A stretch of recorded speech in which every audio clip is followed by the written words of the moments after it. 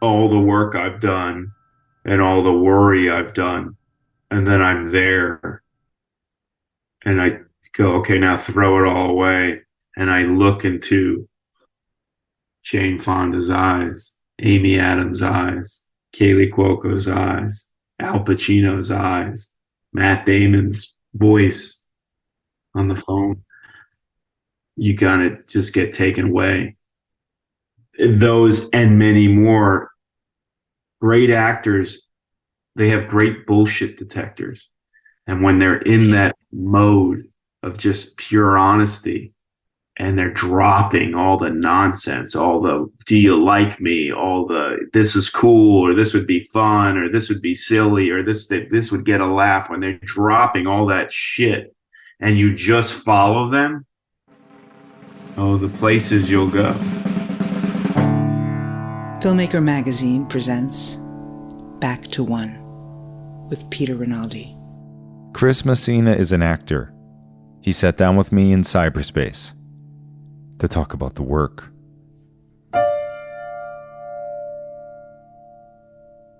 I started this because I was a little bit afraid of actors, like even though I went to film school, I even was at the actor studio a little bit in the 90s. I used to videotape there. When was that?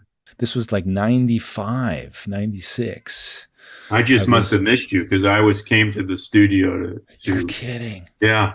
And I have a lot to say about the studio because I'd say the number one thing is that I would come there when I was doing a play and I would bring in the play, but I would bring in not the scene from the play. We would rehearse, improvise our way through scenes that weren't in the play, but that would inform the play. Yeah. Before that way, and there were other great things about the studio, but before that way of working, I had never done that. So how fantastic to be in a formal rehearsal where you're working on the play, the first, second, and third act, and then to pop over to the actor's studio and, either be in this, very indulgent private moment from the play, the character in this private moment, or, a scene that might inform something that I was looking for in the play. So that was great. And of course, you were there. I got to work in front of Estelle Parsons and Arthur Penn and Ellen Burstyn, Pacino and Keitel. Oh, nice. And then there we did Salome, and we rehearsed Salome at the actor's studio for months. Wow. So to be a fly on the wall and watch Pacino rehearse Salome, and then we did this Broadway reading of Salome. So the studio was, when I was in high school, for some reason, I found Dream of Passion in the library and I took it, never gave it back, didn't understand really anything in it, but learned that Lee Strasberg, or what I thought at the time, not really understanding how he got to where he got and what exactly he was teaching, but was responsible for a lot of these great actors that I loved. And I found my way to the Lee Strasberg Theater Institute at some point later on in my life, thinking he was still alive and he'd be there teaching, and he wasn't. He wasn't. This is, people may not realize, like the dark ages, like where you didn't really, like, I guess the internet was kind of around, but you didn't really look up things. Like you didn't know if somebody was dead or not. Yeah, it was like it said the Lee Strasberg Theater Institute. He must still be there, And I worked with a lot of great teachers there, and I did audition, many times and didn't get into the actor studio, and then off a friend's audition. Yeah. That seemed to happen a lot, where you're like helping a friend out and they're like, hey, are you a member here? Like, you did really good work. And then they just offer you to come in, right? Yeah. Even though you'd been auditioning like 5 times and they didn't take you in. Well, you were finally relaxed because you were like, it's his audition. They don't give a shit about me. Right. I have a funny story of like the first audition for the actor's studio. I forget the play, but it was 2 soldiers in Vietnam. It wasn't Streamers. I forget the name of the play, but the soldier that I was playing has his first kill and he's throwing up and then he goes into this monologue about his experience of the first kill, and he's rattled. And so they ask you that, you probably know this, they ask you to time the audition. It's a 3-minute scene, whatever. And I never timed it. My ego was like, no, once they get a load of me, they'll just let the 3 minutes go. I was downstairs, and before they called me up, they said, "What do you need?" I said, "I just need a trash can."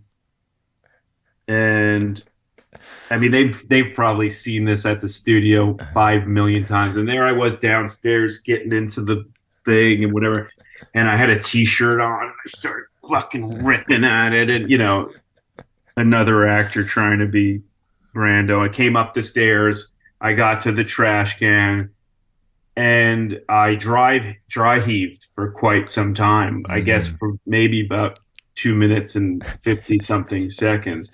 And once I started to talk, they were like, "Thank you, that's all." So that was it. That was my first audition for the actor studio.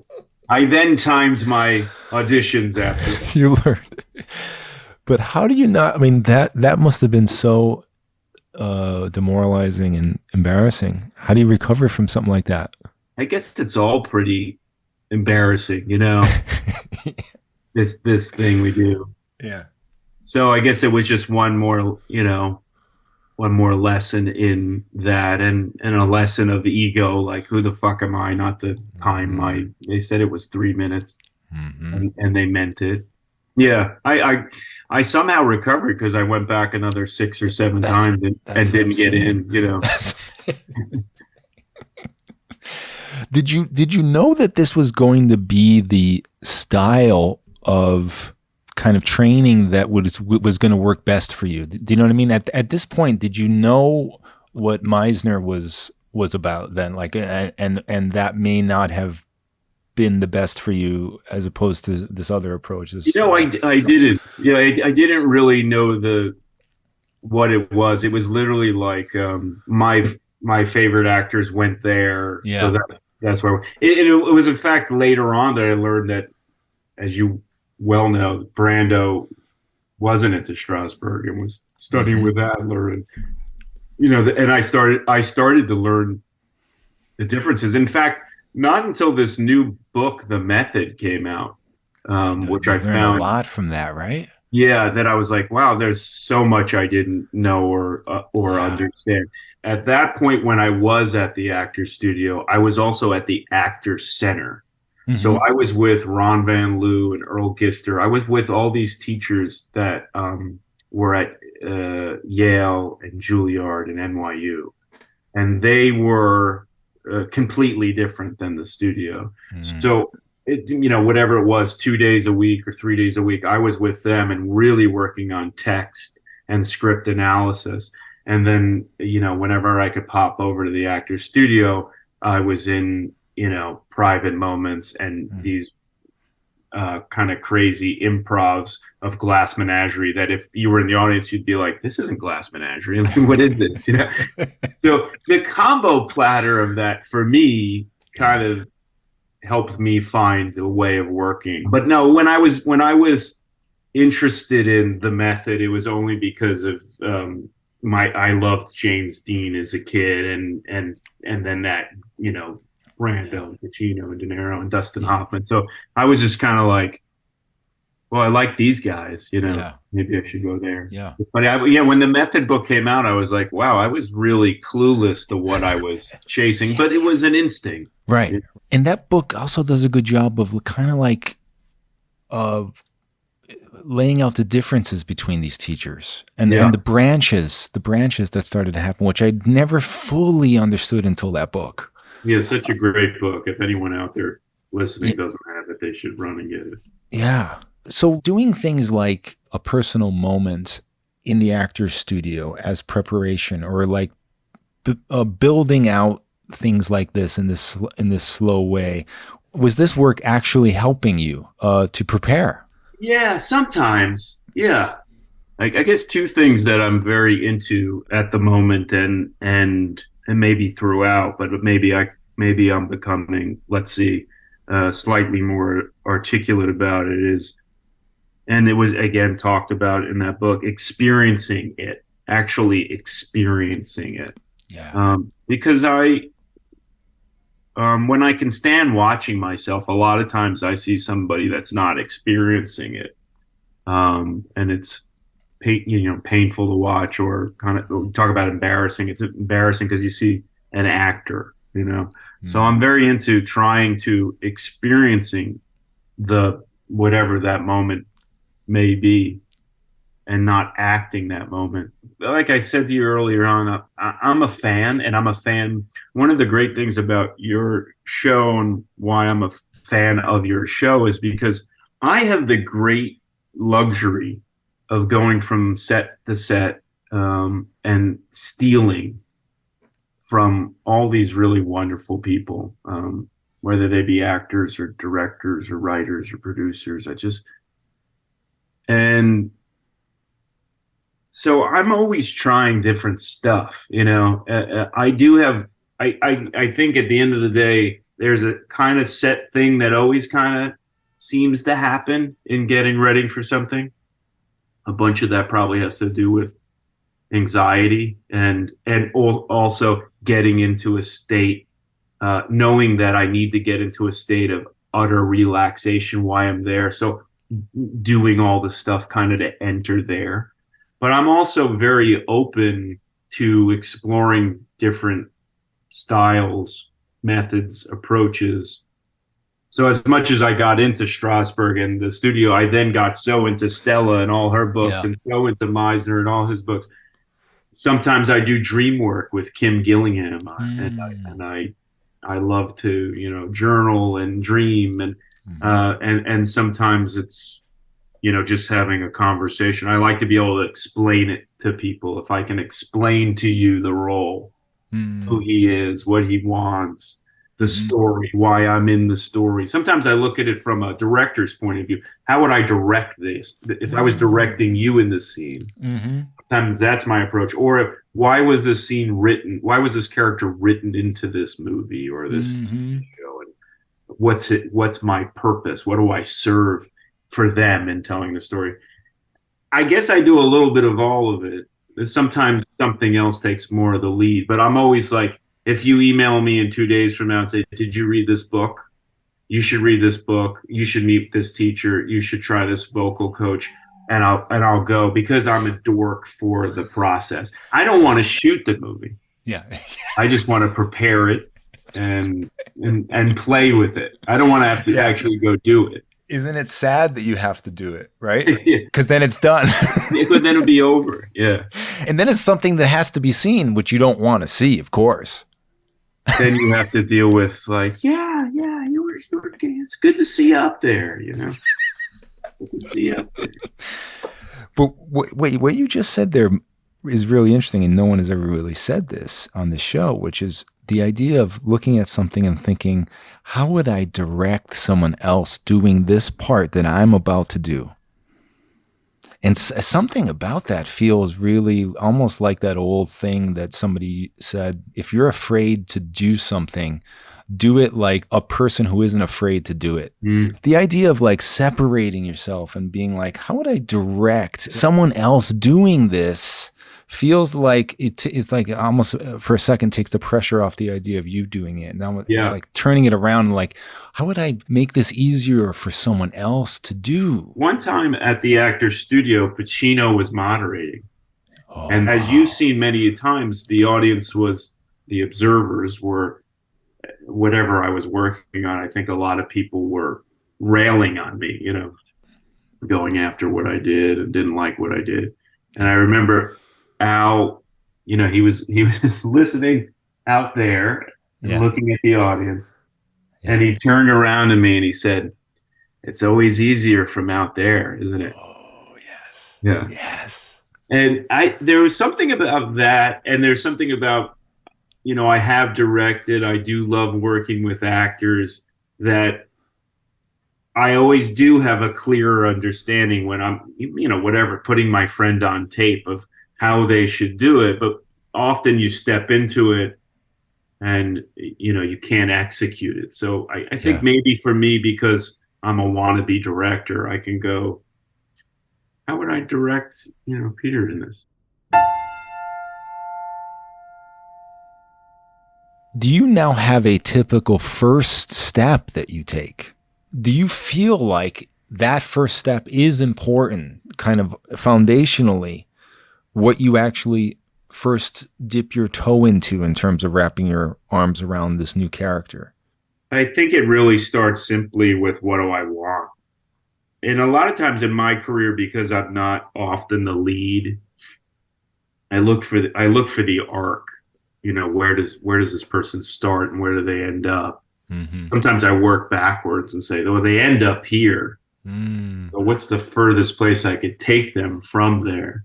Mm-hmm. And sometimes because I'm not the lead, and sometimes supporting parts have great arcs, and sometimes they're missing kind of beats to a great arc.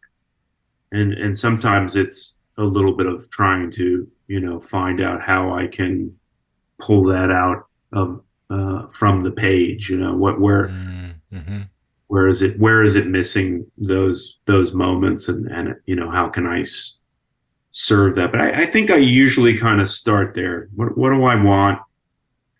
I remember an acting teacher said to me, everybody's trying to move their life forward, but it's how you do it which makes the character. You and I would do it differently, and it makes us two different people. Mm-hmm. So that always stuck with me. I'm Yeah. trying to move my life forward, and how am I doing that? Am I Yeah. doing it aggressively? Am I being sneaky the way I'm doing that? Yeah. Am I manipulating? How am I trying to move my life forward? Even if you're playing this mundane character who's stuck in a cycle, every moment there's like something propelling. It could be just the idea of wanting to get out of this moment, I mean, Yeah. or survive this moment, or like that's propelling life forward. Yeah. That's another thing that just gives you kind of action. I guess. I guess action is always important, right? Yeah. Which I forget a lot of times. It's amazing how that I've been lucky enough to do this for a while, and yet I forget how to do it every time out. I'm like, hey, how do you do this? I don't know what the fuck I'm doing. But that might be why you're good, Chris, because like if you were like I keep saying, if you were a brain surgeon, you kept forgetting, like we got real problems. But for some reason in this in this profession, if you forget, it's almost part of what makes you good. If you just apply the same formula, Yeah. pretty soon people are going to get sick of that. I think you're right. No, I think you're right. It's such a great way to spend your life. Like I said, I can't even believe like the fact that I get to talk to you about it and reminisce about being hated at the actors studio. Whatever. The road is, you give your life to it, you sacrifice. The business is ridiculous and silly and will and can destroy you, but the craft of it is such a wonderful way to journey through this world. It's unbelievable. And I did so poorly in school, dyslexic and learning disabilities, and so acting, and research. I think ultimately when I lean forward, when I'm watching stuff, and what I long for in my work is self-revelation. And when I can see that on screen, you can feel that on screen. Yes. The surprise, the search for something just incredibly meaningful to the actor. Yes. To the director, to the writer. I live in Santa Monica. I live very close to the Arrow Theater. I don't know if you've ever been to the Arrow. It's an old I don't think theater, so. beautiful theater, gorgeous. And they play new films, but mostly old films. They have great prints. And I walked by myself. It's a beautiful thing. I can walk there, and I saw Raging Bull Friday night. Yes. It's a 4K restoration. Yes. And I left the theater. I was only going to watch a little bit because I had to pick up my son, and I couldn't get up. Um, I scurried out and texted my wife, can you get him? And I went back in. And when I left the theater, um, I walked home crying. Yeah. And partly because that, uh, you called it a buoy before, that lighthouse of that kind of work Yeah. from all of them, Pesci, Moriarty, Yeah. Elma, Yeah. Martin Scorsese, and Bobby D. Mountain, that mountaintop that we've all looked to, it was still so inspiring, and I still wanted to climb and try to get there, Mm-hmm. and I was grateful to have that as the lighthouse up there. Yeah. And then I was also heartbroken, going, I don't think I could ever touch that kind of work. And that realization was profound. Mm. It has a lot to do with, it's an incredible role. I mean, let's just say it like that. It's not just a great movie. I mean, De Niro brought that to Scorsese because he knew this was a great role. Yeah, I mean, and we even have stuff like that, I know. where a movie's built around the role. I know. And also, when you have, as you well know, when you, De Niro's incredible. He's an amazing, he's one of the greats of all time, and he's incredible in that film and that performance. But when you're backed up with the camera work of Chapman and Yeah. Thelma cutting you and Yes. Scorsese and his and where he was at that moment of his life, it's so magical, Yeah. It's so magical. So yeah, there was a heartbreak of like, not only do I question if I could ever do that kind of work, I go, will I ever be in it surrounded by that? Right. Will I Right. ever be surrounded by that? Right. Because I have had moments of it. I have had moments of it, not that kind of role, but surrounded by, in Air. I was Mm. surrounded. I'm talking to Matt Damon. I'm edited by Billy Goldenberg. I'm directed by Ben Affleck. Bob Mm-hmm. Richardson is shooting me. Any other movie, those are 4 phone calls. They're just 4 phone calls. Mm-hmm. Mm-hmm. But surrounded by that, it becomes maybe a little something else. How many times have you seen, interesting performances? I've been told so many times, like, I like you in this movie. It's just that I don't like the movie. I like this part for you. I like this part for you. You should try to play this part in a better movie. Yeah, sure, great. That sounds great. I'd love to. But looking at where you're at, right? People know you now. You're not in a survival mode as an actor finally. You know what I mean? And it's shocking when you look back on this show and see who still thinks they're in survival mode. But in terms of the way most actors are in survival mode, you're out of that and you're in a place of respect. Do you start to look at things and say, when you come out of a movie like that, I mean, that's a mountain, that's a lighthouse. But in terms of where you get to be around the elements you were just talking about that is going to make the work better, do you have this urge to start building that as a producer because of where you are? Yeah, I do. I do. I have done a little bit of that as a wannabe director, adapted a book or teamed up with writers, but I haven't landed, on the right story to tell, or the story that I thought was, worthy of what it would take to get it done right.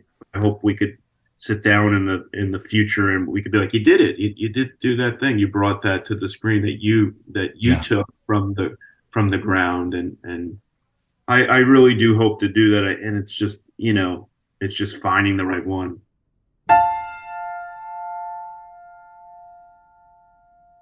You were saying somewhere that ideally you want to have time to prepare something. Oftentimes you're just thrown right into something and you don't have this time. Yeah. You really relish the idea of really taking time with a role and really, really doing research and living in it. And that helps you more than this idea of just finding yourself just having to put this all together really quickly. And I guess that makes sense. I mean, maybe there's some people that like to be thrown in, but you're not one of them. And tell me what that's about. When you imagine that time, what are you doing there? I always look to that Vanya on 42nd Street that Andre Right. Gregory did. Was it, you might know, was it like 14 years or something? I think it was something crazy like that. Yeah, to me, that sounds incredible. Yeah. You know, I could rehearse it for, I mean, there are some things that you just go, I don't want to rehearse this. It's on the day and you have the cameras. I don't want to rehearse this. Let's just see what happens. And I've done all the work to get here. Yeah. Now just put the cameras on and let's go into the ring and see what happens. A lot of times I feel that way while filming. But leading up to it, I wouldn't mind 14 years of, of course, with the right role that has, if you're playing Astroff and Uncle Vanya, I could take 14 years and probably still feel that I'm not ready. I mean, I'm dying to work with Fincher. I'm dying to do it 100 times, I'm dying, and I'm sure maybe coming out of that, maybe I would have other thoughts about that process, but I'm dying to experience this thing where you kind of forget what you're doing, forget even what the plan was. Out of fatigue. Yeah, but I think that would be good for someone like me because I spend a lot of time acting and I spend a lot of time thinking and posing and thinking like, well, this might be cool, or this would be kind of fun, or I might surprise them with this improv. Just get all that bullshit out of the way, and then actually just be, talk, listen, respond, and be. And I think someone like Fincher, that could maybe happen if I was in his, if I was lucky enough to grace one of his sets. But yeah, I like time. I like time. Again, going back, it was a really early lesson. I did terrible in school, and I danced as a kid. I wanted to be Baryshnikov, and I danced. And grew up in Long Island, and most people didn't quite understand that, I took ballet and wore tights, so that they, I got into a lot of fights or got beat up and put my hands up and tried to protect myself. And by the time I got to ninth grade of high school, I kind of dropped it, probably because I was burnt out. I did so much of it, and maybe I was just tired of defending it. I don't know.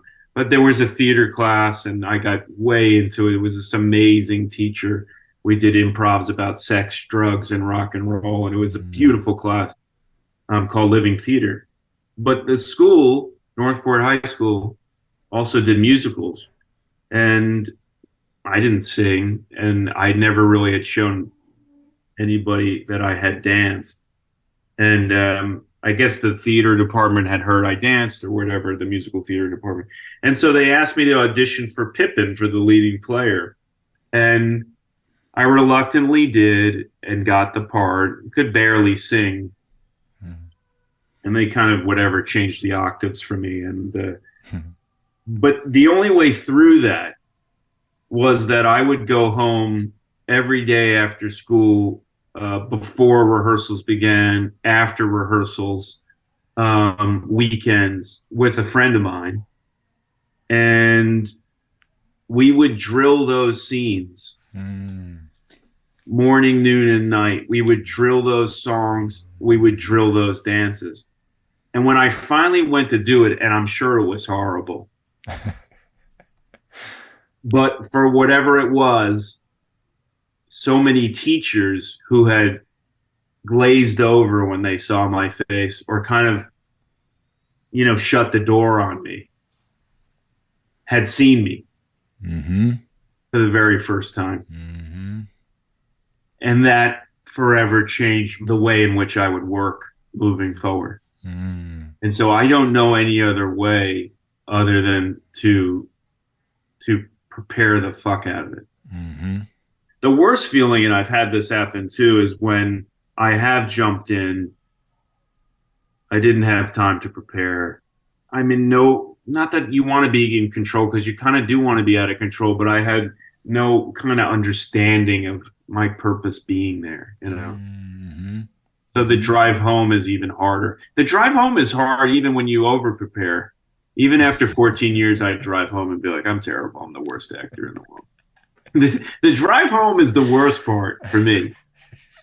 It's the worst part. And my poor friends that, oh God, it's 7:30. He must be calling me for the recap on how bad he was. The drive home And is this is not just the last day. You're talking about every day. This is most every day. Yeah, most every day I drive home going, should have done this. I should have done that. Or like I was really good when the camera wasn't on me. I really had it. So this is what I mean. At the end of the day, I'm a fan, you know, and I'm a fan of this work, and I love it. I find myself, no comment necessary, pretty mediocre at it. There are some days where I feel, oh, that was okay. That I definitely have strengths, and I have a lot of weaknesses, but I'm a big fan of it. Mm-hmm. I love actors, even the ones I hate, I love. Do you think that this is what has pulled you through being a fan? Yeah, I think being a fan. I'm talking about the lean years. I'm talking about like the getting thrown tomatoes at the actors studio. You know, those years. And like just going back 6 times like whereas someone else might have been like, all right, I was Pippin, and now I gotta hang it up. And now I gotta get a job. You gotta get a job. I think probably like most people that go down this road, I definitely had a maybe a delusional sense, but a sense of I have something. I have something to offer. You know, I have something to say.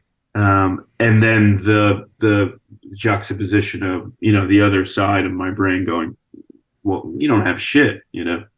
That seems like the perfect balance. Yeah. So there was a lot of ego, you know, there's a lot of ego in going. Yeah, I think you need that ego. Yeah, I remember the first movie I ever got was this movie called Before and After with Meryl Streep. I was cut from the movie, but I had one scene in the movie with Meryl Streep, and I went to meet Howard Fuhr. He was huge casting director at the time. Had cast Bad Boys and Dead Poet Society, known for finding young guys. Somehow I got to his office. That's a longer story, but I got to his office, and I remember telling him, I'm the best actor in New York City. And I remember him smiling just like you and going like, come back in tomorrow and read for Barbette Schroeder. It's one scene with Meryl Streep. And I got it. Wow. So I had that. Yeah. And still have that, like, wait till they get a load of me. And then I have this other side going like, yeah, when they get a load of you, they're going to throw tomatoes like they did at the studio. Perfect combination. If you had one of them and not the other, you're done. Yeah, it's true. Or you're not good. Like it almost is necessary not only just to survive, but actually to be good. Like if you think you're the shit and don't have that other thing, that affects your performance too. You have to almost have that ride going home where you're bothering friends. Yeah. To be good at this. Yeah. And to improve. Because it's constant improvement. I think it has to be done. It's constant working. Like it's not brain surgery. There's not one way to do it, to get in through the nose canal. You can't do it that way again. It's like wine. It ages, you know, and you sit with it differently. You look at it differently. Yeah. You know? And just like anything else, as I said earlier, I like to try different things. There's also a really fun thing of going, let me jump in and let me see what happens. What are the results from that? You know, what happens with that. Does this matter to you that at the helm is an actor, somebody like Affleck that's directing? And what is the difference there for you? It's not a requirement, but it's really nice. It's really nice because we talked about earlier in the conversation that unfortunately, there's not as many people as I wish at the helm that really understands the actor's plight, and certainly actors do. And I know that Ben feels this way. We are the custodians of the character. Mm. So, I mean, they're going to guide you, but I think they know that you're going to come prepared and that you know that what the hair should be and what the clothing is and they trust you. They hired you. I got to work with Sam Mendes on Away We Go, and he said every actor comes with a gift, and it's my job to let that gift out. Sam is, incredible. They hired you for a reason. Yeah. And they want you to do your thing. Yeah. And the opposite of that is quite frustrating when, you get hired and I guess maybe out of fear or inexperience, the director can want to micromanage your wardrobe, your choices, your line reading, that stuff, all that stuff becomes not fun. Yeah. But to be given wings and trusted, it's glorious. Yes. I think in this business, you constantly are looking for your people, and when you find them, you just want to hold on tight. Yeah. My process is forever kind of growing and changing and moving, and sometimes I don't know what it is, and sometimes I think I know exactly what it is. But a lot of times, almost every time out, I call on a coach to work with. And I want to shout out these extraordinary people that have, I really believe in just a dialogue. Let's have a dialogue about this character. Tom Draper is somebody I use. Terry Knickerbocker is somebody I use. Kim Gillingham is somebody I use. Tom O'Brien is somebody I use, a dear old friend, great writer and director. And just to have that dialogue, whether it be on Zoom or in person, has been instrumental to getting on a set. So I wanted to throw their names out. I know actors listen to this show, as they should, and these are amazing coaches. There's, a plethora of them out there, but these people are extraordinary. If you were ever going to teach, I mean, maybe you have, I don't know, but let's just make this in the future tense here. What is a mistake that you made early on that the first order of business is swaying someone from making that mistake? Could be about the work or could be about the business of the work. I've made a lot of mistakes. I think the one that I've made the most often is confusing the business and the craft. So being so mad at the business and my not succeeding or getting what I want or, getting a job and, making proclamations about my hate of acting. Fuck acting. Fuck this thing. Fuck acting. I might not act anymore. I'm going to quit acting. And they're not the same thing. So I guess that's what I would, either have, if I could have, talked to my younger self, say, you have to separate those two. And if I was teaching a class, I would say, because the business is so brutal and completely unfair and doesn't make any sense, you will probably at times hate acting.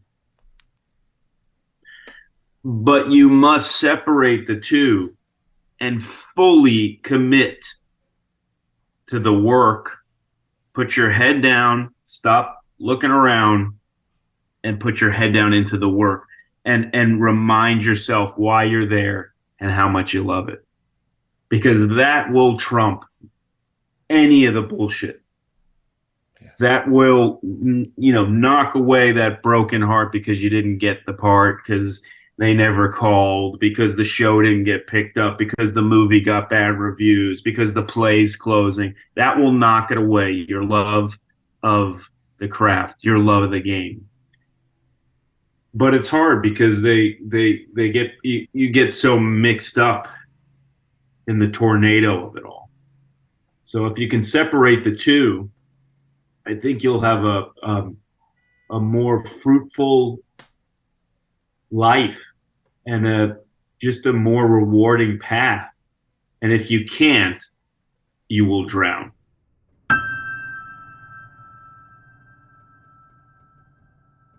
We were doing Sharp Objects, and I was in a scene with Amy Adams.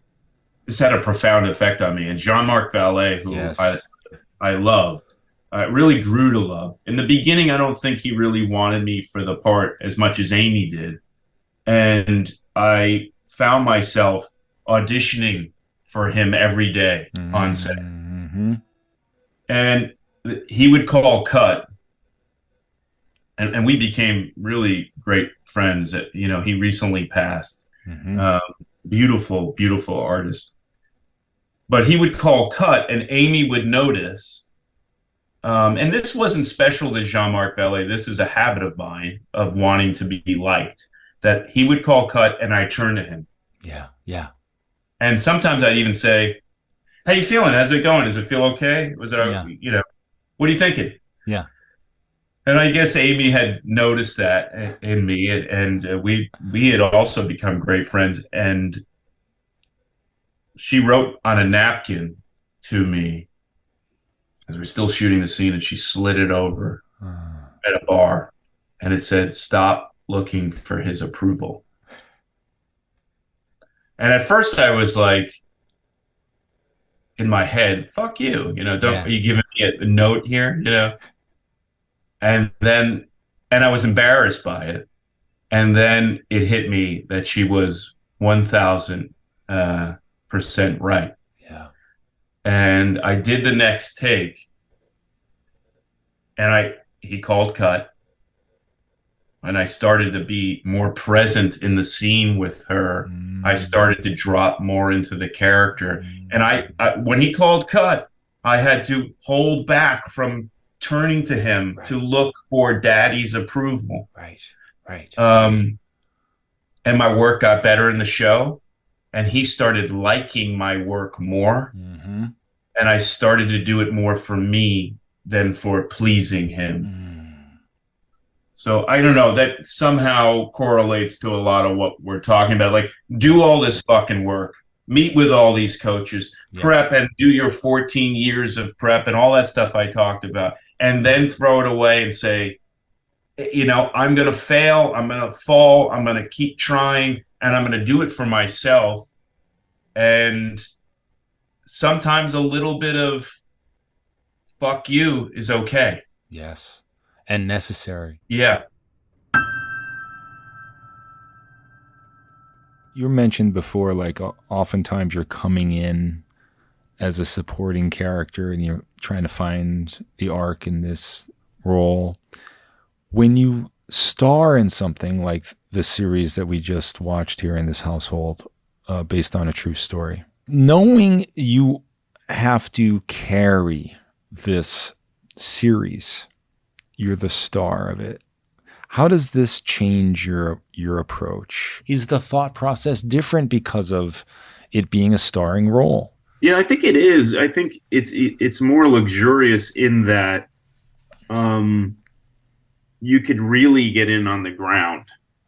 You could really get in on the ground floor, and that's something that I'd really, really like to do. So Craig Rosenberg wrote this and pitched it and sold it and all that stuff. But immediately when I came on, I got to dig in with him, and that's such a gift for me. I think playing leads is if you can get to them, is whether they be in a TV show or even in a short film or a small indie. I think it's so important because there's so many lessons, and the lesson is you get to take a character on a much longer arc.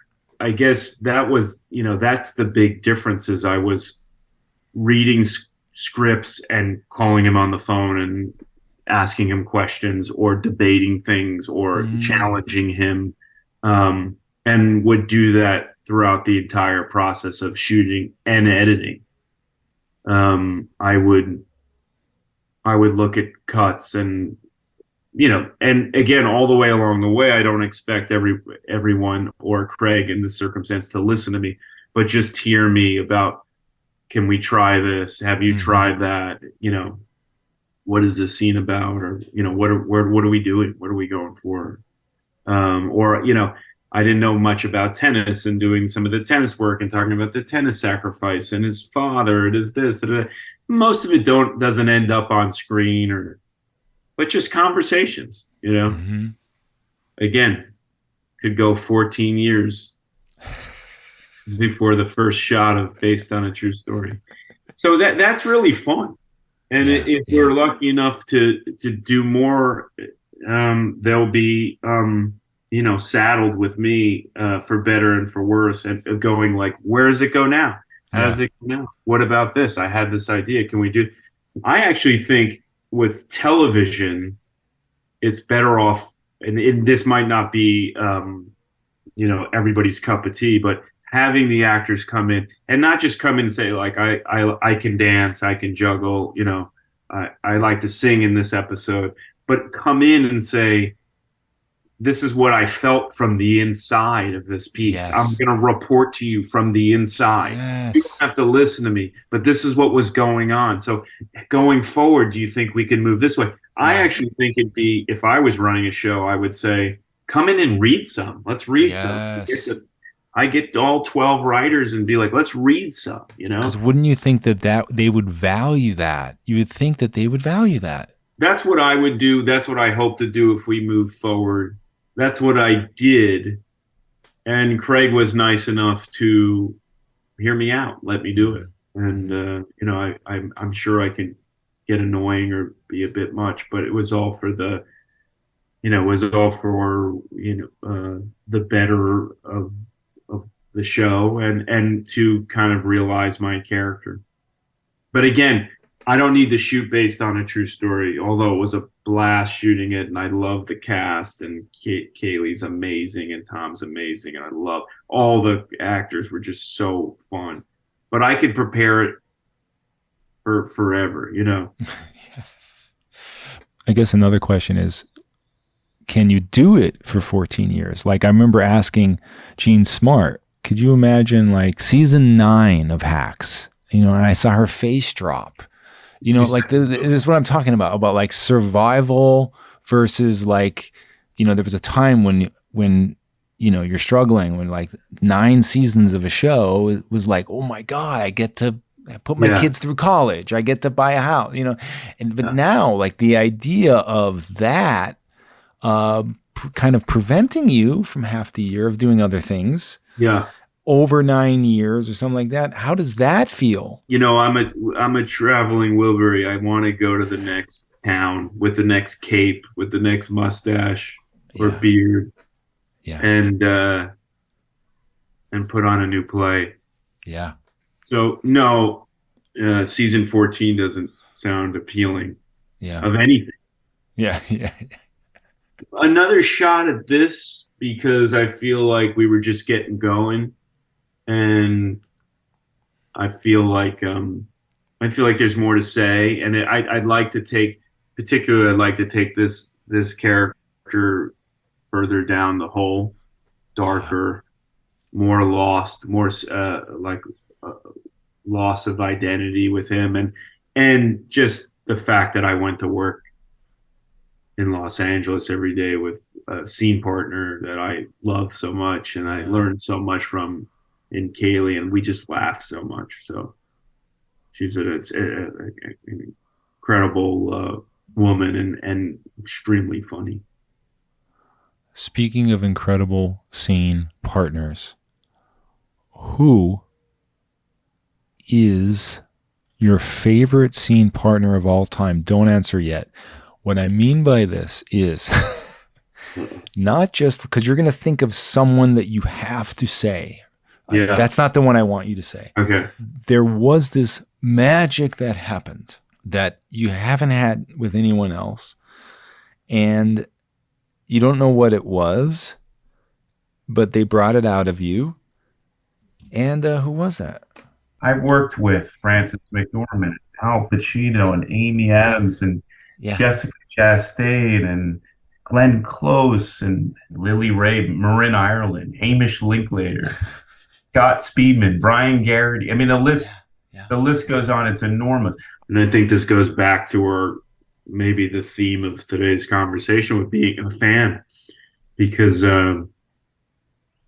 often I've been kind of all the work I've done on that particular role and all the worry I've done. And then I'm there and I go, okay, now throw it all away. And I look into Jane Fonda's eyes, Amy Adams' eyes, Kaley Cuoco's eyes, Al Pacino's eyes, Matt Damon's voice on the phone. You gotta just get taken away. Those and many more great actors, they have great bullshit detectors. And when they're in that mode of just pure honesty and they're dropping all the nonsense, all the do you like me, all the this is cool, or this would be fun, or this would be silly, or this would get a laugh, when they're dropping all that shit and you just follow them, oh, the places you'll go. I have been lucky enough to be often the sparring partner to Sam Rockwell when he's preparing roles. And to get in the ring with him as he works on things has been extraordinary, like incredible acting and life lessons. I mean, I hold him as, and I think most of us do, he's like some of those heroes we have from the 70s. I mean, he is at the pinnacle. But I take classes, I do workshops, and I see so much great work of folks that people don't know yet. And right in this very office, I make so many self-tapes of friends of mine. I'm their reader. Matt Del Negro, Michael Godert, Ivan Martin.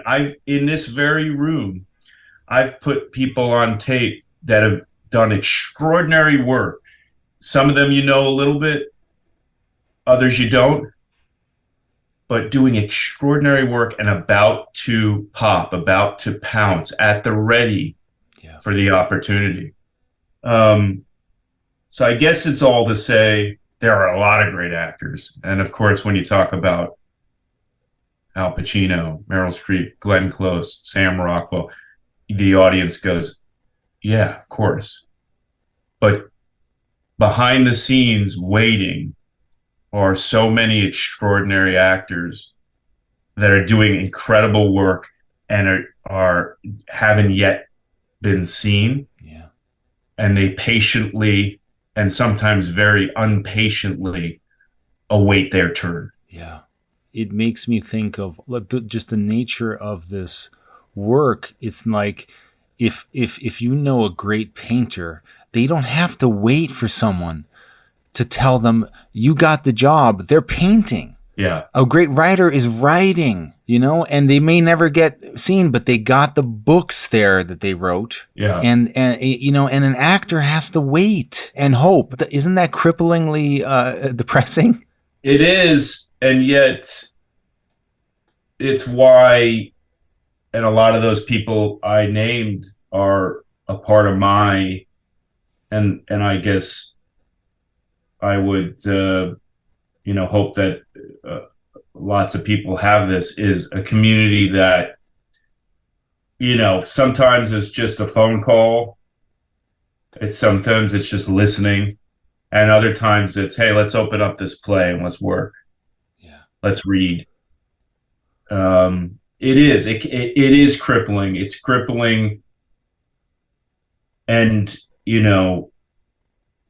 it could drive you away from doing it. But with the right community, with the right bunch of people, with the right frame of mind, that's not always easy to have or hang on to, you could say, hey, let's work today. Let's work. And a lot of those people I name, that's what we do. We might do an hour or so, maybe 2 of crying, or just wanting to break things with anger. And then all of those people remind me, okay, let's open up the play now, get back to work.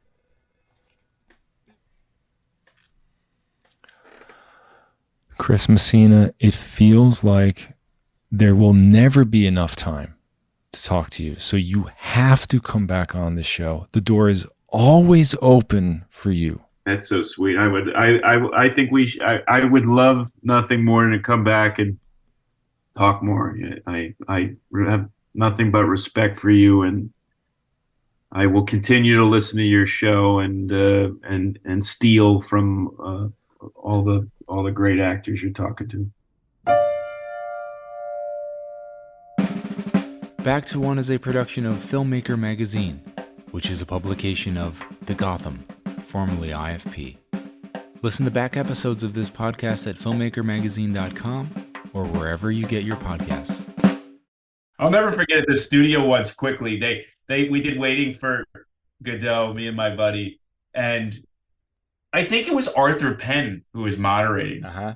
And he's like, you're doing the play. You're not waiting for anybody. I want you to come back next week and wait. And just wait. So we got on stage, next week, but it wasn't Arthur Penn this time. It was somebody else. Yeah. And we just sat and waited for Godot.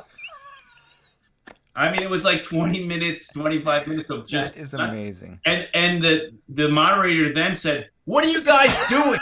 You're just sitting here fucking waiting?